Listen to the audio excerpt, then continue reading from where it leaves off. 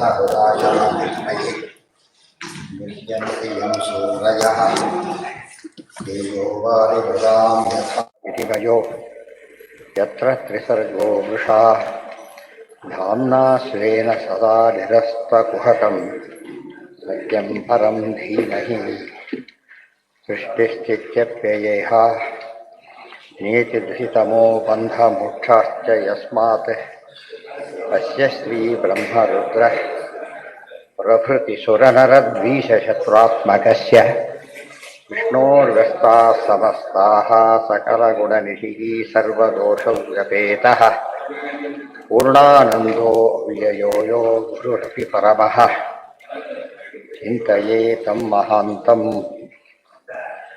हंसाय दभ्रनिलयाय निरीक्षकाय कृष्णाय मृष्टयशसे निरुपक्रमाय सत्सङ्ग्रहाय भवपान्थनिजाश्रयाय शश्वद्वरिष्ठगतये हरये नमस्ते. ಅದೆಲ್ಲ ಆಯಿತು. ನಿರುಪಕ್ರಮೋ ಹರಿರ್ನಿತ್ಯಂ ಅಪ್ರಯತ್ನೋ ಹಿ ಉಪಕ್ರಮೇತಿತಿ ಚ ನವೇದ ಕೃಪಣ ಶ್ರೇಯ ಆತ್ಮನೋ ಗುಣವಸ್ತುದೃಕ್ ತಸ್ಯ ತಾನಿಚ್ಛತೋ ಯಚ್ಛೆ ಯದಿ ಸೋಪಿ ತಥಾವಿಧಃ ಯದಿ ಸೋಪಿ ತಥಾವಿಧಃ ಅತ್ಯುತ್ತಮೋ ನ ಭವತಿ ಚೇತ್ ನ ವೇದ ಕೃಪಣಃ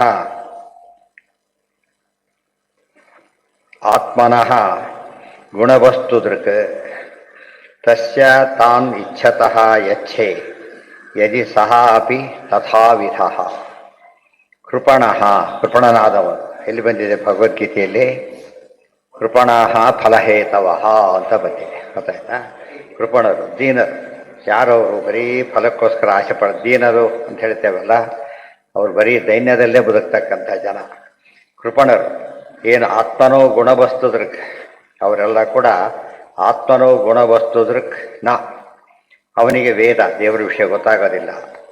ತಸ್ಯ ಅವನಿಗೆ ಫಲಾಪೇಕ್ಷೆ ಯಾರಿಗಿರ್ತದೋ ಅವರಿಗೆ ಯಾವುದ್ರ ಬಗ್ಗೆ ಗಮನ ಬರೋದಿಲ್ಲ, ದೇವರ ಹಿರಿಮೆ ಬಗ್ಗೆ ಗಮನ ಬರೋದಿಲ್ಲ.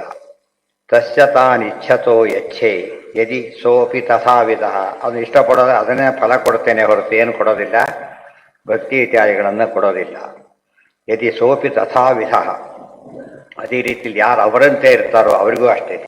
ಕೃಪಣರು ಕೃಪಣರಂಥವರು, ಅವರಿಗೆ ನಾನು ಅವ್ರು ಕೇಳಿದ್ದನ್ನು ಅಷ್ಟೇ ಬಂದಿದೆ. ಯೇ ಯಥಾ ಮಾಂ ಪ್ರಪದ್ಯಂತೆ ತಾಂ ತಥೈವ ಭಜಾಮ್ಯ. ಅತ್ಯುತ್ತಮೋ ಅವನು ಉತ್ತಮನಲ್ಲ ಅಂತ ಅರ್ಥ. ಸ್ವಯಂ ನಿಶ್ರೇಯಸಂ ವಿದ್ವಾನ್ ನ ವಕ್ತಿ ಅಜ್ಞಾಯ ಕರ್ಮಭಿಃ ನರಾತಿ ರೋಗಿಣೋ ಅಪಥ್ಯಂ ವಾಂಛತೋಪಿ ಭಿಷಕ್ತಮಃ.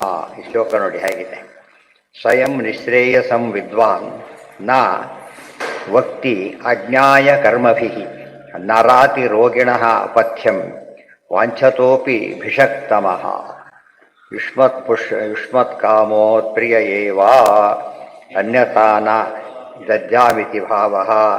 ವಿಷ್ಣೋಃ ಪ್ರಿಯಂ ಕಾಮಯಂತಿ ದೇವಾನೈವಾಪ್ರಿಯಂ ಕ್ವಚಿತ್ ಯಜ್ಜ ಪ್ರಿಯಂ ಕಾಮಯಂತಿ ನರಾತೀಶೋ ಹಿತೋ ಹಿ ಸಹ ಇತಿ ತಂತ್ರಭಾಗವತೆ.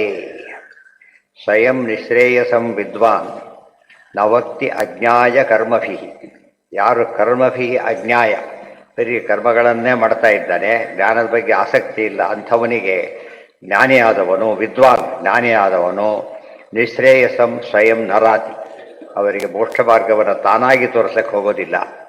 ಕಂಡವರಿಗೆಲ್ಲ ಯಾವುದೇ ಯೂನಿವರ್ಸಿಟಿಯಲ್ಲಿ ಅಡ್ಮಿಟ್ ಆದವರು ಪಾಠ ಮಾಡ್ತಾರೆ ಹೊರತು ದಾರಿಯಲ್ಲಿ ಹೋಗೋರೆಲ್ಲ ಕರೆದು ಮಾಡೋದಿಲ್ಲ. ಸಾಮಾನ್ಯ ಯಾವ ವಸ್ತುವನ್ನು ಕೂಡ ಹಿಡಿದು ಕೊಡೋದಿಲ್ಲ. ಜ್ಞಾನ ಭಾರಿ ದೊಡ್ಡ ವಸ್ತು, ಆದ್ದರಿಂದ ಅದನ್ನು ಬರೀ ಕೇಳಿದರೆ ಸಾಲದು, ಭಾರಿ ಕೇಳಬೇಕು. ಹಾಗಿದ್ದರೆ ಮಾತ್ರ ಕೊಡಬೇಕು. ಪ್ರೆಷಸ್, ಅದು ಅತ್ಯಂತ ಅಮೂಲ್ಯವಾದ ವಸ್ತುವನ್ನು ಹೇಗೆ ಕೊಡ್ಲಿಕ್ಕೆ ಬರೋದಿಲ್ಲ? ಸುಮ್ಮನೆ ಕೊಡೋದ್ರೆ ಅರ್ಥ ಇಲ್ಲ. ಅದ್ರ ಬೆಲೆ ಗೊತ್ತಿಲ್ಲದವ್ರಿಗೆ ಕೊಟ್ಟರೆ ಏನು ಮಾಡ್ತಾರೆ? ಅದನ್ನು ಹಾಳು ಮಾಡ್ತಾರೆ. ಅದರಿಂದ ಉಪಯೋಗ ಇಲ್ಲ. ನರಾತಿ ರೋಗಿಣೋ ಅಪಥ್ಯಂ ವಾಂಛತೋಪಿ ಭಿಷಕ್ತಮಃ. ಭಿಷಕ್ತಮಃ ದೊಡ್ಡ ವೈದ್ಯನಾದವನು ರೋಗಿಣಃ ರೋಗಿಯಾದವನಿಗೆ ಅಪಥ್ಯಂ ಪಥ್ಯವಲ್ಲದನ್ನು ವಾಂಛತೋಪಿ ನರಾತಿ ಅವನಿಗೆ ಕೇಳಿದ್ರೂ ಕೊಡೋದಿಲ್ಲ. ಅದು ಹೇಗೋ ಹಾಗೆ ಒಬ್ಬ ವೈದ್ಯ ಔಷಧಿ ಕೊಡಬೇಕಾದ್ರೆ ಏನಾಗಿರ್ಬೇಕು ಅವನು? ಅದು ಆ ಟ್ರೀಟ್ಮೆಂಟಿಗೆ ಬರಬೇಕು ಅವನು. ನೋಡಿ, ದುರ್ಯೋಧನನಿಗೂ ವಿಷಾದ ಬಂತು ಮೊದಲು, ಅರ್ಜುನ ವಿಷಾದ ಬಂತು. ದುರ್ಯೋಧನ ದ್ರೋಣಾಚಾರ್ಯರನ್ನ ಕೇಳಬಾ ಅವ್ರೇನು ಕಾಂಪಿಟೆಂಟ್ ಪರ್ಸನ್ ಅಲ್ಲ, ಜೊತೆಗೆ ಅವ್ರ ಮಾತು ಕೇಳಲೇ ಇಲ್ಲ, ತಾನೇ ಅಡ್ವೈಸ್ ಮಾಡಿ ಹೋಗ್ಬಿಟ್ಟು ಅವ್ರಿಗೆ ಅಷ್ಟೇ ಹೊರತು ಏನು ಹೇಳ್ತೀನಿ ಅಂತ ಕೇಳೋದಕ್ಕೂ ಹೋಗಲಿಲ್ಲ, ಅವ್ರು ಹೇಳೋದಕ್ಕೂ ಹೋಗಲಿಲ್ಲ. ಆದರೆ ಅರ್ಜುನ ಹಾಗಲ್ಲ, ಏನು ಮಾಡಿದ ತನ್ನ ವಿಷಾದ ಅವರ ಕೃಷ್ಣ ಮುಂದೆ ಹೇಳಿಕೊಂಡ, ಪರಿಹಾರ ಬೇಕು ಅಂತ ಕೇಳಿದ, ಸಿಕ್ತು. ಇಲ್ಲೇ ಉತ್ತರ ಇದೆ. ಅದರಿಂದ ದುರ್ಯೋಧನ ಯಾಕೆ ಹೇಳಲಿಲ್ಲ ಆದರೆ ಹೇಳ್ತಾರೆ ವೇದವ್ಯಾಸ ದೇವರು ಬರುತ್ತಿದ್ರೊಳಗೆ.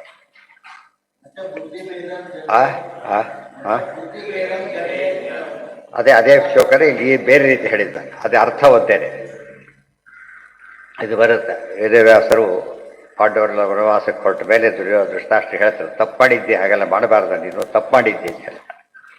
ಧೃತರಾಷ್ಟ್ರ ಆಗ ಅವ್ರ ಮೇಲೆ ಏನೋ ಮಾತಾಡಲಿಕ್ಕೆ ಸಾಧ್ಯ ಇಲ್ಲ, ನನಗೆ ಅರ್ಥ ಆಯಿತು, ಆದರೆ ನನ್ನ ಮಕ್ಕಳು ನನ್ನ ಮಾತು ಕೇಳೋದಿಲ್ಲ, ನೀವೇ ಹೇಳಿಬಿಡ್ತೀರಾ ಅಂತ.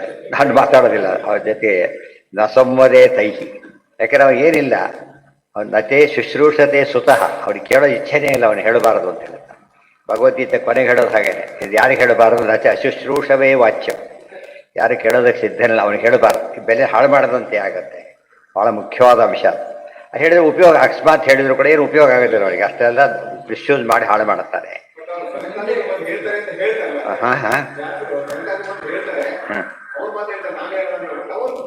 ಗೊತ್ತು, ಅವ್ರು ಹೇಳೋದಿಲ್ಲ, ಹೇಳಿಸ್ತಿಲ್ಲ ಅಂತ ಆಗಬಾರ್ದು ಅಂತ ಹೇಳಿಸ್ತಿಲ್ಲ ಅಷ್ಟೇ ಹೊರತು ನಾನು ಡೈರೆಕ್ಟ್ ಹೇಳೋದಿಲ್ಲ.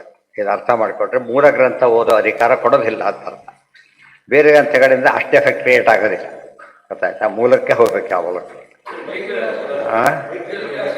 ಮೈತ್ರಿ ಅವ್ರ ಶಿಷ್ಯರು ಹೇಳ್ತಾರೆ, ನಾನು ಹೇಳೋದಿಲ್ಲ ಅಂತ ಹೇಳಿ.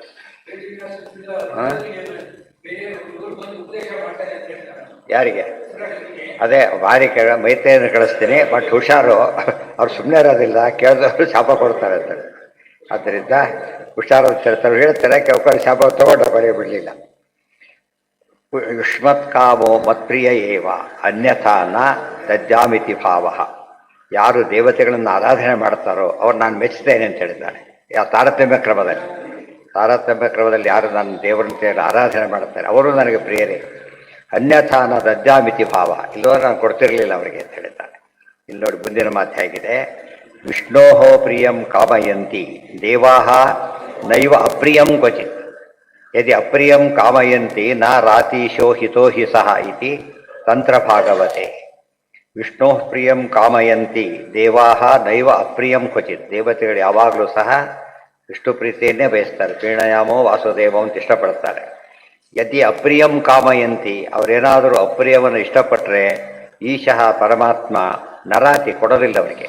ಹಿತೋ ಹಿಸ, ಯಾಕೆ ಹಿತವಾದವು, ಹಿತವನ್ನು ಬಯಸೋನಾದ್ರಿಂದ ಕೇಳದೆ ಹೋದರೆ ಕೊಡೋದಿಲ್ಲ, ಕೇಳಿದ್ರೆ ಅದನ್ನೂ ಕೊಡೋದಿಲ್ಲ ಅಂತ ಹೇಳ್ಬಿಟ್ಟು ವೈದ್ಯ ಅದೆಲ್ಲ ಇದು ಆಪರೇಷನ್ ಸುಮ್ಮನೆ ಕೆಲವು ಹಳ್ಳಿಗಳಲ್ಲೆಲ್ಲ ಸೂಜಿ ಚುಚ್ಚೋದು ಅಷ್ಟೇಳಿ, ಭಾರಿ ಒಳ್ಳೆ ಡಾಕ್ಟ್ರು ಹೋದಾಗೆಲ್ಲ ಸೂಜಿ ಚುಚ್ತಾರೆ ಇಲ್ತಾರೆ, ಏನೋ ಔಷಧಿ ಕೊಡೋ ಉಪಯೋಗ ಇಲ್ಲ ಅವರೆಲ್ಲ ಕೂಡ ಅಂಥೇಳಿ ಅವರು ಬಂದೈತೆ. ಒಳ್ಳೆ ಡಾಕ್ಟರ್ ಅಂತ ತಗೋಬೇಡ, ಯಾಕೆ ಬುದ್ಧಿ ಇಲ್ಲ ನಿನಗೆ ಅಂತ ಬೈತಾರೆ.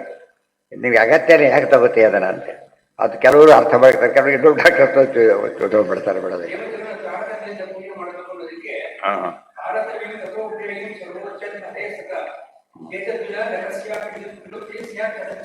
ಹೌದು, ಅದೇ ಹೇಳಿದ್ದು, ಅದೇ ಮಾತನ್ನು. ದೇವತೆಗಳು ಸರಿಯಾಗಿ ಉಪಾಸನೆ ಮಾಡಿದರೆ ದೇವತೆಗಳು ಮಾರ್ಗದರ್ಶನ ಮಾಡ್ತಾರೆ. ಘಂಟಾಕರ್ಣ ಪಿಶಾಚಿಗಳು ರುದ್ರ ಆರಾಧನೆ ಮಾಡಿದರು, ರಾವಣಾದಿಗಳು ಮಾಡಿದರು. ರಾವಣಾದಿಗಳು ಸಲಹೆ ಕೇಳಲಿಲ್ಲ, ಅವರು ಏನು ಮಾಡಿದರು, ನಾ ಕೇಳಿದ್ದು ಕೊಡ್ರಿ ಅಷ್ಟಿದೆ. ಇವ್ರು ಹಾಗಲ್ಲ, ನನಗೆ ಮೋಕ್ಷ ಬೇಕು ಅಂದರು. ಮೋಕ್ಷ ಕೊಡೋದು ಯಾರು ಕೊಡ್ತಾರೆ ಅಂತ ಕೇಳಿ ಅವಾಗ ಹೇಳಿದ್ರು, ಉಪದೇಶ ಮಾಡಿದ್ರು. ಆದ್ದರಿಂದ ಕೇಳೋದ್ರ ಮೇಲಿರುತ್ತೆ. ಎಲ್ಲಿದೆ ಅದು ತಾರತಮ್ಯವನ್ನು ಸರಿಯಾಗಿ ತಿಳ್ಕೋಬೇಕು. ಅವರಕ್ಕೆ ಆರಾಧನೆ ಮಾಡಬೇಕು. ದೇವತೆಗಳನ್ನು ಬಿಟ್ಟರೂ ಮೋಕ್ಷ ಸಿಗೋದಿಲ್ಲ, ದೇವತೆಗಳನ್ನ ಅಷ್ಟೇ ಹೇಳಿದ್ರು ಮೋಕ್ಷ ಸಿಗೋದಿಲ್ಲ.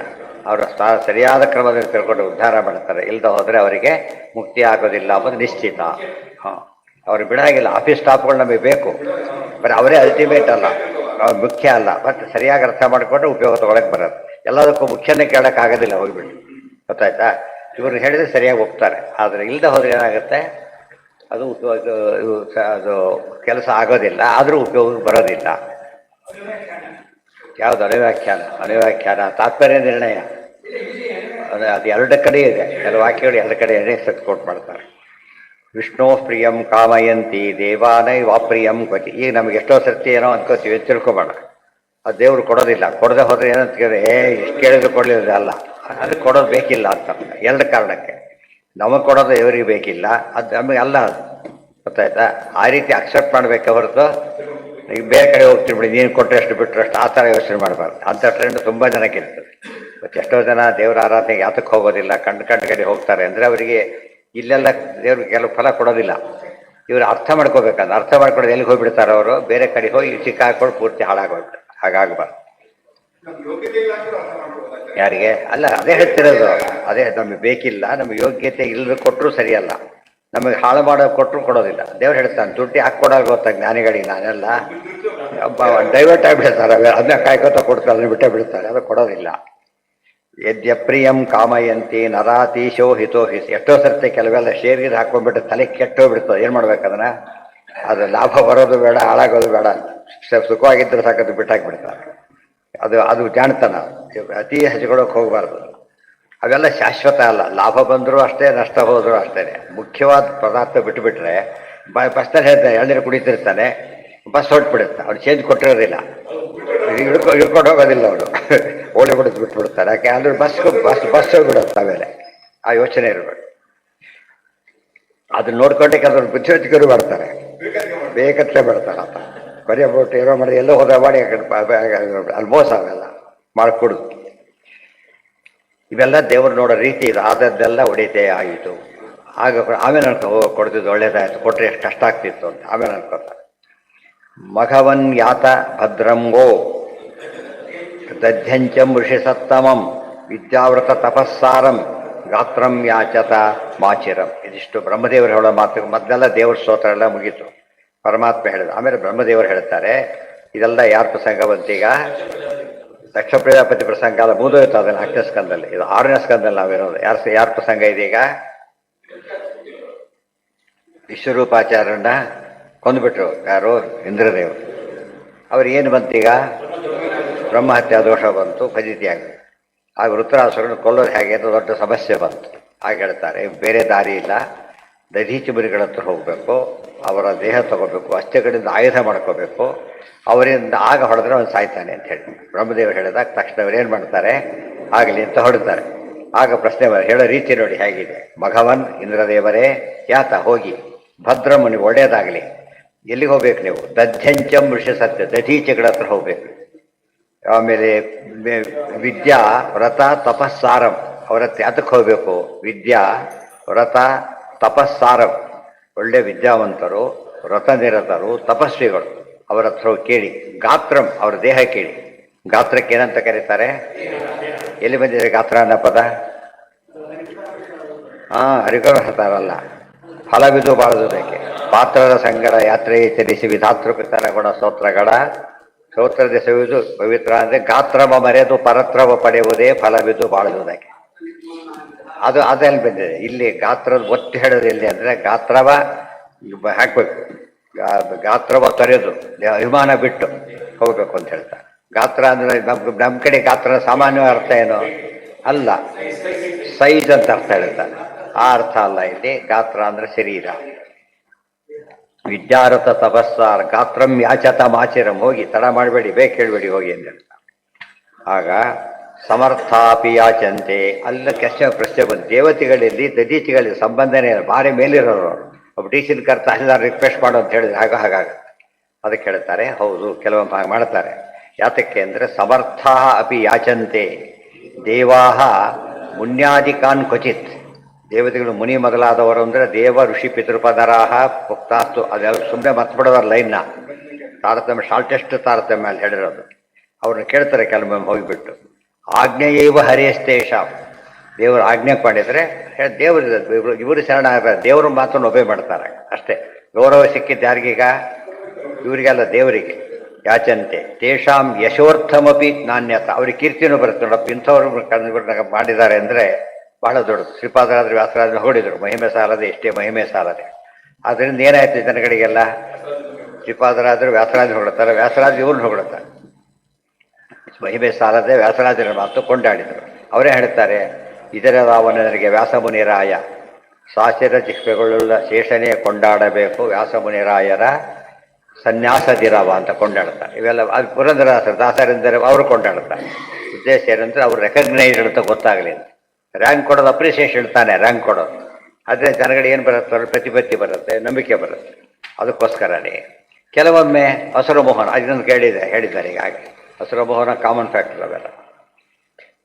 ಸಮರ್ಥ ಅಪಿ ಯಾಚಂತೆ ದೇವಾ ಮುನ್ಯಾದಿಕಾನ್ ಕ್ವಚಿತ್ ಆಜ್ಞೆಯೈವ ಹರೇಸ್ತೇಷಾಂ ಯಶೋ ಅರ್ಥಮಪಿ ನಾಣ್ಯಥಾ ಇತಿ ಚ. ಅದರಲ್ಲಿ ಇಲ್ಲಿ ಏನಾಗಿಯ ನಾಣ್ಯತಾ ಅಂದ್ರೇನು, ತಾರತಮ್ಯ ವ್ಯತ್ಯಾಸ ಆಗೋದಿಲ್ಲ. ಈ ರೀತಿ ನಡೆದ ಮಾತ್ರಕ್ಕೆ ಏನು ಭಂಗ ಆಯ್ತು ತಿಳ್ಕೊಬಾರ್ದು, ತಾರತಮ್ಯ ಭಂಗ ಅಂತ ತಿಳ್ಕೊಳ್ಬಾರ್ದು ಅಂಥೇಳಿ ಇತಿ ಷಷ್ಠಿ. ಇವೆಲ್ಲ ತಿಳ್ಕೊಳ್ಳೋದು ಹೋದರೆ ಸುಮ್ಮನೆ ಬೇಕಾದ್ರೆ ಬುದ್ಧಿ ಉಪಯೋಗಿಸಿ ವಿಚಾರವಾದಿಗಳು ಅಂಥೇಳಿ ದುರ್ವಿಚಾರಗಳನ್ನು ತುಂಬಿದಾಗ ಪೂರ್ವಾಪರ ಅರ್ಥ ಮಾಡ್ಕೋಬೇಕು. ದೊಡ್ಡ ಅಧಿಕಾರಿ ಇರ್ಬೋದು, ಅವನು ಬಸ್ ಹತ್ತಿದ್ದಾನೆ, ಟಿಕೆಟ್ ಕೊಡು ಅಂತ ಕೇಳ್ತಾನೆ. ಇದು ಟಿಕೆಟ್ ಕೊಡುವ ನಾನೇನು ದೊಡ್ಡ ದಾರಿ ಟಿಕೆಟ್ ಕೊಡೋದೆಲ್ಲ ಇಳಿದು ಹೋಗ್ಬೇಕು. ಆಮೇಲೆ ಟಿಕೆಟ್ ಪ್ಯಾಸೆಂಜರ್ ಬುಕ್ ಆಗ್ತಾರೆ ಅಷ್ಟೇ ಅವರು. ಅದು ಅದರಿಂದ ಏನಲ್ಲ, ಅದರಿಂದ ಅವನಿಗೆ ತಾರತಮ್ಯಕ್ಕೆಲ್ಲ ಅಫೆಕ್ಟ್ ಆಗೋದಿಲ್ಲ. ಅದಕ್ಕೆ ಹೇಳಿದ ವಿದ್ಯಾ ತಪಸ್ಸಾರ ತಪಸ್ಸಾರ ಅದರಲ್ಲಿ ವಿಶೇಷ. ನಾರಾಯಣ ವರ್ವ ಅದು ಹೇಳ್ತಾ ವಿದ್ಯಾ ಅಂದರೆ ನಾರಾಯಣ ವಿದ್ಯಾ ಅದು ಹೇಳ್ತಾ ಮುಂದೆ ಬಂದಿದೆ ಅಂತ. ವಿದ್ಯಾ ಶಬ್ದಕ್ಕೆ ಇಲ್ಲೇ ಹೇಳ್ತಾರೆ ಆಚಾರ್ಯ, ಇಲ್ಲಿ ಬರೋದಿಲ್ಲ ಅದನ್ನು. ಎಲ್ಲಿ ಬರೀತಾರೆ, ಬೃಹದ್ ಭಾಷೆಯಲ್ಲಿ ಬರೀತಾರೆ. ಫುಲ್ ಕೆಳಗೆ ಕೊಟ್ಟಿದೆ ಕೊಟೇಶನ್, ಅಲ್ಲಿದೆ ನೋಡಿ. ಇದಂ ಚೈತನ್ ಮಧು ವಿದ್ಯಾ ದಧ್ಯಂಗ್ ಅಥರ್ವಣ ಅಶ್ವಿಭ್ಯಾಮುವಾಚ. ಇದೆಲ್ಲ ಉಪನಿಷತ್ತು, ಅದಕ್ಕೆ ತಾತ್ಪರ್ಯ ಭಾಷ್ಯ. ತಥೇತದೃಷಿ ಪಶ್ಯನ್ನವೋಚತ್ ಏನಂತ, ತದ್ವನ್ನರಾಹ ನರಸನಯೇ ದಂಸ ಉಗ್ರಂ ಆವಿಷ್ಕೃಣೋಪಿ ತನ್ಯತನಂ ವೃಷ್ಟಿಂ ದಧ್ಯಂಗ್ ಹ ಯನ್ ಮಧು ಆತರ್ವಣೋ ವಾಂ ಅಶ್ವಸ್ಯ ಶೀರ್ಷ್ಣಾಂ ಪ್ರಯದೀಮುವಾಚ. ಇದಕ್ಕೆಲ್ಲ ಅಶ್ವ ಇತ್ತಂತ ಕರೆದು ಅದೆಲ್ಲ ಹೇಳ್ತಾರೆ. ಯಾತಕ್ಕೆ ಅಂತ ಹೇಳ್ತಾರೆ. ಇದಂಚೇನ್ ಮಧು ದಂಗದಾತರ್ವಣೋ ಅಶ್ವಿಭ್ಯಾಮುವಾಚ ತದೇತದೃಷಿ ಪಶ್ಯನ್ನವೋಚತ್ ಆಥರ್ವಣಾಯ ಅಶ್ವಿನಾ ದಧೀಚೆ ಅಶ್ವ್ಯಂ ಶಿರಃ ಪ್ರತ್ನೈರಯತತ್ ಸವಾ ಮಧು ಪ್ರವೋಚತ್ ಋತಾಯಂ ತ್ವಾಷ್ಟ್ರಂ ಯತ್ ದಸ್ರಾವಪಿ ಕಕ್ಷಂ ವಾಮಿತಿ ಇತಿ ಬೃಹದಾರಣ್ಯಕೋಪನಿಷತ್. ಅದಕ್ಕೆ ಹೇಳ್ತಾರೆ ದಧ್ಯಂಗಾಥರ್ವಣೋ ಅಶ್ವಿಭ್ಯಾಂ ಏತಾಂ ವಿದ್ಯಾಂ. ನೋಡಿ, ವಿದ್ಯಾಪದ ಇದೆಯಲ್ಲ, ಇದು ವಿಶಿಷ್ಟವಾದ ವಿದ್ಯೆ. ಅದಕ್ಕೆ ವಿದ್ಯಾವ್ರತ ಅಂತ ಕರೆದು. ವಿದ್ಯಾ ವದಾತ್ಪುರ ಹಯಗ್ರೀವ ಬ್ರಹ್ಮವೇದ್ಯ. ಇದಕ್ಕೆ ಏನಂತ ಹೆಸರು, ಹಯಗ್ರೀವ ಬ್ರಹ್ಮವಿದ್ಯಾ ಅಂತ ಹೆಸರು.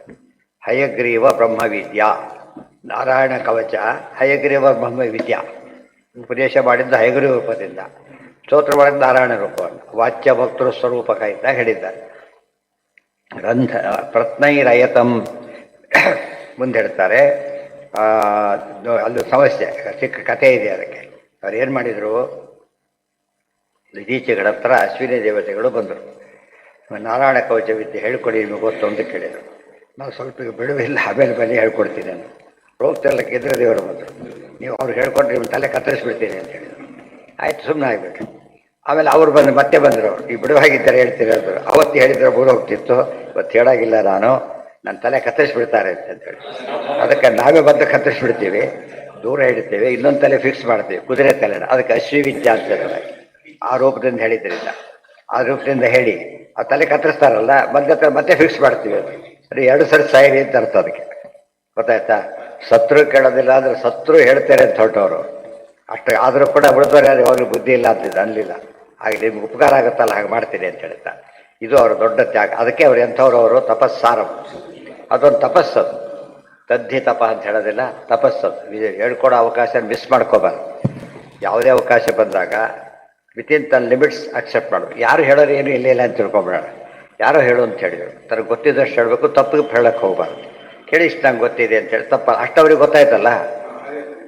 ದೊಡ್ಡ ಸಮಾರಂಭ, ಮಧ್ವಾಚಾರ್ಯರಿಗೆ ಏನೋ ಕಾರ್ಯಕ್ರಮ ಇಟ್ಕೊಂಡಿದ್ದಾರೆ, ಯಾರೋ ಕೇಳ್ತಾರೆ ಪಾಪ, ಏನೋ ಗೊತ್ತಿಲ್ಲ ಹೇಳಬಾರ್ದು. ಗೊತ್ತಿದ್ದಷ್ಟು ಹೇಳಿದರೆ ಸಾಕು. ಅದು ಪ್ರವಚನನೇ. ಎಲ್ಲ ಗೊತ್ತಿದ್ದು ಹೇಳೋದಕ್ಕೂ ಎಲ್ರಿಗೂ ಸಾಧ್ಯ, ಯಾರಿಗೂ ಸಾಧ್ಯ ಅಂತ, ಅವ್ರಿಗೆ ಆಚಾರ್ಯರಿಗೆ ಸಾಧ್ಯ, ದೊಡ್ಡವರಿಗೆ ಸಾಧ್ಯ. ಆ ದೃಷ್ಟಿಯಿಂದ ಆ ವಿವೇಕ ಇರಬೇಕು. ಅದನ್ನು ಅವಕಾಶ ಕಳ್ಕೋಬಾರ್ದು. ನನಗೆ ದೊಡ್ಡವರಿದ್ದಾರೆ ಹೋಗ್ರಿ ಅದನ್ನು ಹೇಳಲಿಲ್ಲ. ಅವ್ರು ಹೇಳಿದ್ದಾರೆ, ಹಾಗಿದ್ರೆ ಸರಿ, ನನ್ನ ಕೈಲಾದ ಮಾಡ್ತೀನಿ ಅಂತ ಹೇಳಿದ್ರು. ಯದ್ಯ ಪ್ರಿಯಂ ಕಾಮಯಂತಿ ಮಘವನ್ ಯಾತ ಭದ್ರಮ್ಮೋ.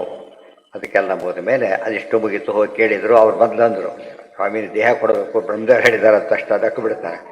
ದೇಹ ಯಾರಾದರೂ ಕೊಡ್ತಾರಾ? ಗೊತ್ತಾಯ್ತಾ. ಸತ್ತೋಗ್ರಿ ಅಂತ ಹೇಳಿದಾಗ ಆಗಲಿಲ್ಲ ನೀವು. ಹೌದು, ಬೇರೆಯವ್ರು ಕೊಡೋದು. ನೀವು ಕೊಡ್ತೀರಿ ಅಂತ ಬ್ರಹ್ಮದೇವ್ರು ಹೇಳಿದ್ದಾರೆ, ನೀವು ಕೊಡ್ತೀರಿ, ಬ್ರಹ್ಮದೇವ್ರು ಹೇಳಿದ್ದಾರೆ, ಅದರಿಂದ ಕೊಡಬೇಕಾರೋ ಹಾಗಿದ್ರೆ ಕೊಡ್ತೀನಿ ಅಂತ ಹೇಳಿಬಿಟ್ಟು, ನಿಮಗೆ ಕೊಡೋದು ಇನ್ನು ಯಾರಿಗೆ ಕೊಡಬೇಕು ತಾನು ಅಂತ ಹೇಳ್ತಾರೆ. ಇವತ್ತಲ್ಲ ನಾಳೆ ಹೋಗೋ ದೇಹ ಇದು, ಇಟ್ಟು ಸಾರ್ಥಕವಾಗಿ ಹೋಗೋದಾರ, ಅದಕ್ಕಿಂತ ಏನೇನು ಹೋಗಬೇಕು, ಕೊಡ್ತೀನಿ ಅಂತ ಹೇಳಿ. ಅದಕ್ಕೆ ಅವ್ರ ಬಾಯಿಂದ ಬಂತಲ್ಲ, ಅದಕ್ಕೆ ಅದು ಏನಂತ ಹೆಸರಾಯ್ತು, ಅದಕ್ಕೆ ನಾರಾಯಣ ಕವಚ ಸಿದ್ಧಿ ಮಾಡಿಕೊಂಡು ಅವರಿಂದ ಅಂಥವರಿಂದ ಅದಕ್ಕೆ ಎಷ್ಟು ಸಿದ್ಧಿ ಬಂತು ಅಂದರೆ, ಆ ನಾರಾಯಣ ಕವಚ ಮಂತ್ರ ತಿಳಿದವರಿಗೂ ಕೌಶಿಕ ಬ್ರಾಹ್ಮಣನ ಕಥೆ ಬಂತಲ್ಲ, ಅಷ್ಟು ಸಿದ್ಧಿ ಬರುತ್ತೆ. ಅದೇ ರೀತಿಯೇ ಮುಂದೆ ಬರುತ್ತೆ. ಗರುಡ ಎಲ್ಲ ಯುದ್ಧ ಮಾಡ್ತಾರೆ ಇಂದ್ರಾದೇವರು. ಇಂದ್ರದೇವರು ವಜ್ರಾಯುಧ ಬಿಟ್ಬಿಡ್ತಾರೆ ಗರುಡನ ಮೇಲೆ, ವಜ್ರಾಯುಧವನ್ನು ಹೊಡಿತಾನೆ. ಗರುಡ ಹೇಳ್ತಾನೆ, ನೋಡು ನನಗೇನು ಆಗಲ್ಲ ಇದರಿಂದ, ಯಾಕೆ ಇದ್ರ ಮೇಲೆ ನಾನೇನು ನನಗೇನು ಆಗೋದಿಲ್ಲ. ಆದರೆ ಅದು ನಾರಾಯಣ ಕವಚ ಮಂತ್ರ ಸಿದ್ಧವಾದಂತಹ ಆಯುಧ. ಆ ಋಷಿಗೆ ಅವಮಾನ ಆಗಬಾರದು, ಗೊತ್ತಾಯ್ತಾ? ಆ ಋಷಿಗೆ ಗೌರವ ಕೊಡಬೇಕು ನಾರಾಯಣ ಸಿದ್ಧರು. ಆದ್ದರಿಂದ ಒಂಚೂರು ಗರಿ ತೆಗೆದು ಹಾಕ್ತೀರಿ ಅಂತ ಹೇಳಿ. ಇದರಿಂದ ಏನರ್ಥ, ಗರುಡನಿಗೆ ಇದರ ಅಫೆಕ್ಟ್ ಇಲ್ಲ ಅಂದಮೇಲೆ ಹನುಮಂತನ ಕನ್ಯೆ ಹೊಡೆಯುತ್ತೆ, ಯೋಚನೆ ಮಾಡಿ. ಹನು ಹೊಡೆಯುತ್ತೆ, ಅಲ್ಲಿ ಅಪ್ಲೈ ಮಾಡಬೇಕಾದ್ರೆ ಎಲ್ಲಿ ಅವರಿಂದ ಎಷ್ಟು ಮೇಲಿದ್ದಾರೋ ಅವ್ರಿಗೆ ಏನು ಮಾಡ್ಲಿಕ್ಕಾಗಲ್ಲ, ಇವ್ರೇನಾಗುತ್ತೆ. ಇವೆಲ್ಲ ಅನೇಕ ಪ್ರಮೇಯಗಳು ಒಂದು ಕಡೆ ಸೇರ್ಕೊಂಡ್ಬಿಡುತ್ತೆ. ಒಂದು ಕಡೆ ನಾವು ಗಮನ ಕೊಟ್ಟು ಏನೋ ಮಿಸ್ ಮಾಡ್ಕೊಂಡ್ಬಿಡ್ಬಾರ್ದು. ಏನ ಏನು ಚಿರಮ್ ಎಲ್ಲಿದೆ? ಮುಂದಿದೆ, ಮುಂದಿನ ಬಂದಿಲ್ಲ ಅಲ್ಲ, ಎಲ್ಲಿ ಬಂದಿದೆ? ಮಾಚಿರಮ್ ಅಲ್ಲಿ, ಮಾಚಿರಮ್ ತಡ ಮಾಡಬೇಡಿ ಹೋಗಿ. ಚಿರ ಅಂದ್ರೆ ತಡ, ಮಾಚಿರಮ್ ತಡ ಮಾಡದೆ ಬೇಗ ಹೋಗಿ ಅಂತ. ಬೇಗ ಹೋಗಿ ಕೆಲಸ ವಿಸ್ತರಿಸ ಕೊಲ್ಲಬೇಕಲ್ಲ, ಬೇಗ ಹೋಗಿ ಅಂತ ಹೇಳಿ ಅಷ್ಟು. ಬೆಂಕಿ ಬಿದ್ದರೆ ಯಾರು ಹೇಳ್ತಾರೆ, ಆದಷ್ಟು ಬೇಗ, ಅದು ಬೇಗ, ಇನ್ನೂ ಬೇಗ ಅಂತ ಹೇಳ್ತಾರೆ.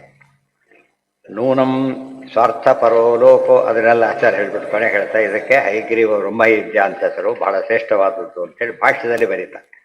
ಅದರಲ್ಲಿ ಸೇರಿಸ್ಕೊಡದೆ ಹೋಗಿಬಿಟ್ರೆ ಸ್ವಾರಸ್ಯನೇ ಗೊತ್ತಾಗೋದಿಲ್ಲ. ಸಾಮಾನ್ಯವಾಗಿ ಅದಕ್ಕೆ ಸೇರಿಸೋದು ಕಡಿಮೆ ಆತ.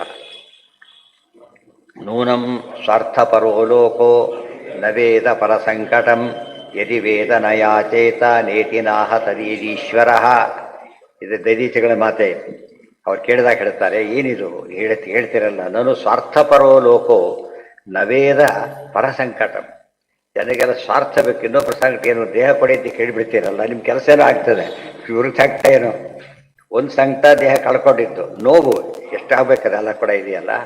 ಅದಕ್ಕೆ ಆ ಮಾತು ಹೇಳಿಬಿಟ್ಟು, ಯದಿವೇದ ನಯಾಚೇತ, ಇನ್ನೊಬ್ಬರ ಸಂಕಟ ನಮಗೆ ಗೊತ್ತಾಗೋದಾದರೆ ಕೆಳಗೆ ಹೋಗ್ತಿರಲಿಲ್ಲ ನೀವು, ಗೊತ್ತಾಯ್ತಾ? ನೇತಿನಾಹ ಯದೀಶ್ವರ. ಆದ್ದರಿಂದ ಶಕ್ತಿ ಇಲ್ಲ ಅಂದರೆ ಸಮರ್ಥನಲ್ಲ, ಕೇಳಿದರೆ ದೋಷ ಇದೆ. ನೀವು ಕೇಳ್ತೀರಿ, ಇನ್ನೊಬ್ಬರ ಸಂಕಟ ಗೊತ್ತಿಲ್ಲ, ಸ್ವಾರ್ಥ. ಅದು ಜನರೆಲ್ಲ ಮಾತಾಡ್ಬಿಟ್ಟು ಆಮೇಲೆ ಏನು ಮಾಡ್ತಾರೆ, ನಿಮಗೆ ಕೊಡೋದು ಇನ್ಯಾರಿಗೆ ಕೊಡ್ತೀನಿ ಅಂತ ಹೇಳ್ತಾರೆ. ಬ್ರಹ್ಮದೇವರ ಅಪ್ಪಣೆ ಅದು ಬೇರೆ ಸೇರಿಕೊಂಡಿರುತ್ತೆ. ಈಗ ಆಜ್ಞೆಯೈವ ಮಹಾವಿಷ್ಣೋ ಕಾರ್ಯಾರ್ಥಮಪಿ ಚ ಕ್ವಚಿತ್ ನೀಚಾನಪಿ ಚ ಯಾಚಂತೆ ಸ್ವಾತ್ಮನೋ ಗುಣವತ್ತರಾಹ ನೀಚವಾಕ್ಯಂ ವದೇಯುಶ್ಚ ಸುರಾನೈತಾವತಾ ಕ್ವಚಿತ್ ತೇಜ ಪ್ರತಿ ಕ್ಷತಿ ಭವೇದೇಷಾಂ ಜನಕಸ್ಯ ಯಥಾರ್ಭಕೆ ಇತಿ ತಂತ್ರಮಾಲಾಯಾಮ್. ಹಿಂದೆ ಹೇಳಿ ಶ್ಲೋಕದ ವಿಷಯನೇ ಮುಂದುವರಿಸ್ತಾರೆ. ಸಮರ್ಥರಾದರೂ ಕೂಡ ದೇವತೆಗಳು ಕಡಿಮೆಯವರು ಯಾಚನೆ ಮಾಡ್ತಾರೆ, ದೇವರ ಅಪ್ಪಣೆ ಬದಲಾದ ಕಾರಣದಿಂದ ಅದು ದೋಷಕ್ಕೆ ಕಾರಣ ಆಗಲ್ಲ ಅಂತ ಹೇಳಿದರು.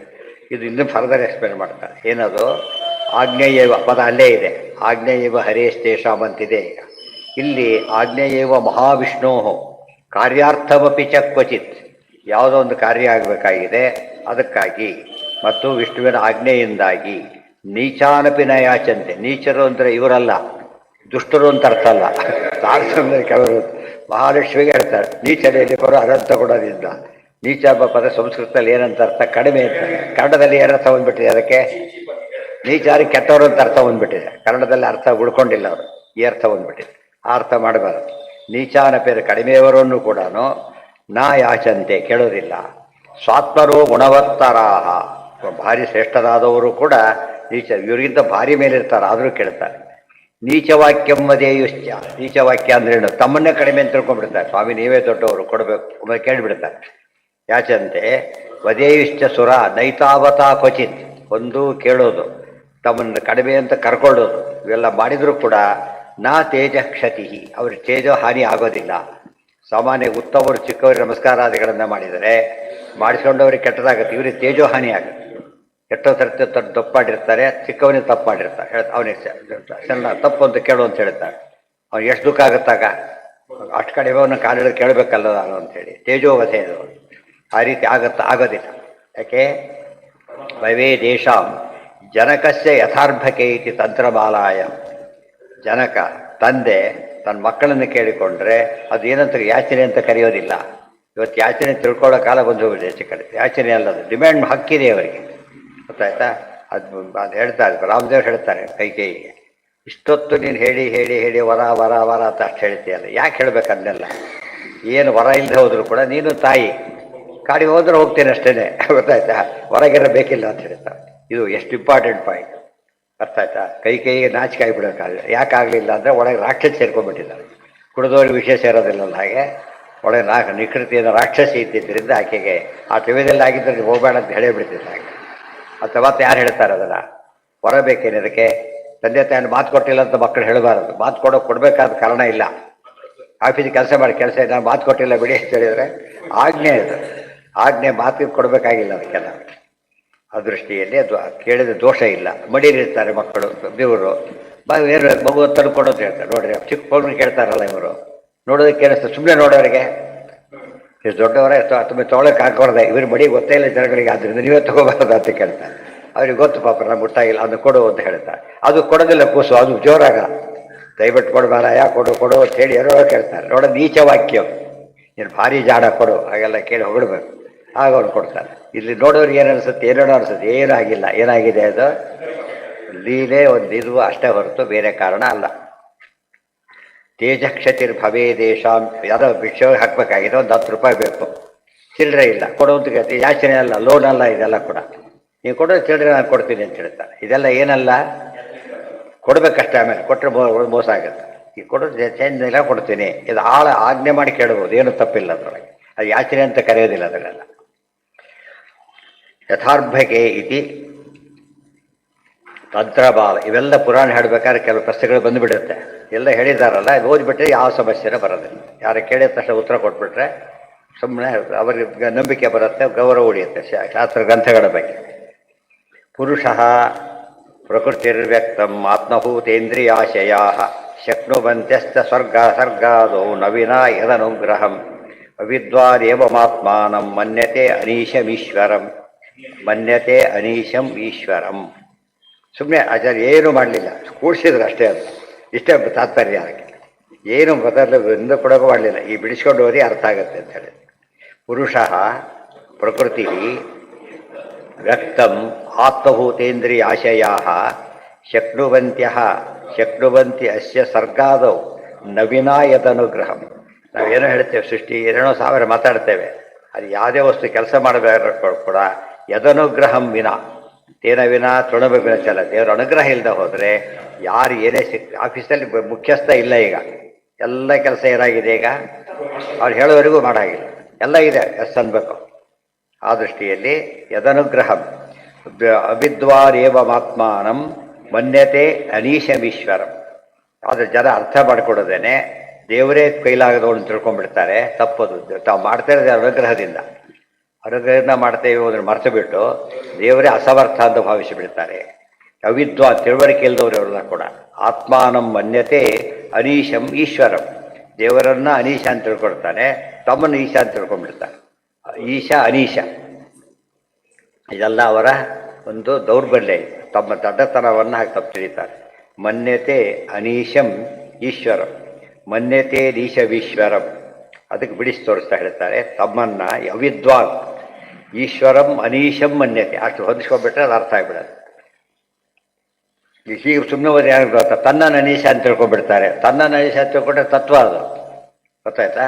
ಸರಿಯಾದ್ದೇ ಅದು. ದೇವರನ್ನ ದೇವರಲ್ಲ ಅಂತ ತಿಳ್ಕೊಂಡ್ರೆ ತಪ್ಪು, ತನ್ನ ದೇವರಲ್ಲ ಅಂತ ತಿಳ್ಕೊಂಡ್ರೆ ಭಾರಿ ಕರೆಕ್ಟ್. ಅದು ಅನೀಶಂ ಜೀವರೂಪೇಣ ಪರಮಾತ್ಮಾನಮೀಶ್ವರಂ ಯೇ ವನ್ಯಂತೆ ತಾನ್ ಸಮೀಕ್ಷ ಸ್ನೇಹಾನ್ ನಿರಯಭಾಗ್ ಭವೇತ್. ಹಿರಣ್ಯಗರ್ಭ ಪುರುಷ ಆತ್ಮಾವಾಯುರುದಾಹೃತ ಶೇಷೋ ಅವ್ಯಕ್ತಸ್ತಥೈವೇಂದ್ರ ಆಶಯ ಸಮುದಾಹೃತ ಇತಿ. ಇಲ್ಲಿ 2 ವಿಷಯ ಇದೆ. ಮೊದಲು ಪುರುಷ ಇತ್ಯಾದಿ ಶುರುವಾಯಿತು, ಕೊನೆಗಿದು ಬಂತು. ಆಚಾರ್ಯರು ಮೊದಲು ಇದಕ್ಕೆ ಅರ್ಥ ಬರೀತಾರೆ. ಫಸ್ಟ್ ಈಶ್ವರ ಅನೀಶ ಅಂತ ತಿಳ್ಕೊಳ್ಳೋದಕ್ಕೆ ಅರ್ಥ ಬರೆದ್ಬಿಟ್ಟು ಆಮೇಲೆ ಇದಕ್ಕೆ ಅರ್ಥ ಬರೀತಾರೆ. ಯಾಕೆಂದರೆ ಅರ್ಥ ಬರೆಯೋದ್ರಲ್ಲೂ ಕೂಡ ಅನಾಹುತ ಇಲ್ಲೇ ಆಗುತ್ತೆ. ದೇವರಲ್ಲಿ ಅನೀಶ ಅಂತ ತಿಳ್ಕೊಳ್ಳೋದು ಅಪರಾಧ ಆದ್ದರಿಂದ ಫಸ್ಟ್ ಅದಕ್ಕೆ ಕ್ಲಿಯರ್ ಮಾಡ್ತಾರೆ, ಆಮೇಲೆ ಕ್ಲಿಯರ್ ಮಾಡ್ತಾರೆ. ಅರ್ಥ ಆಯ್ತಾ? ಯಾವ್ದು ಆಂಬ್ಯುಲೆನ್ಸ್ ಬಂದರೆ ಫಸ್ಟ್ ಅದು ದಾರಿ ಕೊಡಿಸಿ ಬೇರೆದಕ್ಕೆ ಕೊಡಿಸ್ತಾರಲ್ಲ, ಹಾಗೆ ಯಾವುದಿಪ್ಪ ಅತಿ ತಪ್ಪು ಇದಕ್ಕೆ ತಪ್ಪಿನಲ್ಲಿ ತಾರತಮ್ಯ ಇದೆ. ತಪ್ಪಿನಲ್ಲಿ ತಾರತಮ್ಯ ಇದೆ.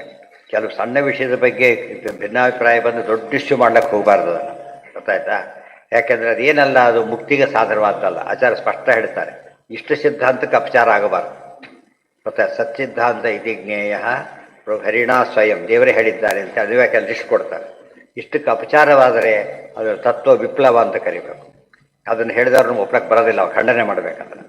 ಆದರೆ ಯಾವುದು ಸಣ್ಣ ವಿಷಯ ಆಗಿರುತ್ತೆ ಅದ್ರ ಬಗ್ಗೆ ಏನು ಮಾಡಬಾರ್ದು, ತುಂಬ ತಲೆ ಕೆಡಿಸ್ಕೊಳ್ಳೋಕೆ ಹೋಗಬಾರ್ದು. ಅದು ಆಮೇಲೆ ಹೇಳಿದ್ರು, ಅದೇನು ಖಂಡನೆ ಸಭೆಯಲ್ಲಿ ಹೇಳೋ ಕಾರಣ ಇಲ್ಲ. ಅದೆಲ್ಲ ಕೂಡ ಅದು ಆಚಾರ್ಯ ಏನು ಮಾಡಿಬಿಟ್ರು, ದ್ವಿಕೃತ ಶಬ್ದದ ಅರ್ಥ ಅದೇ ಹರಿಸರ್ವತ್ವ ಇವತ್ತು ಏನೂ ಅಲ್ಲ ಅದು.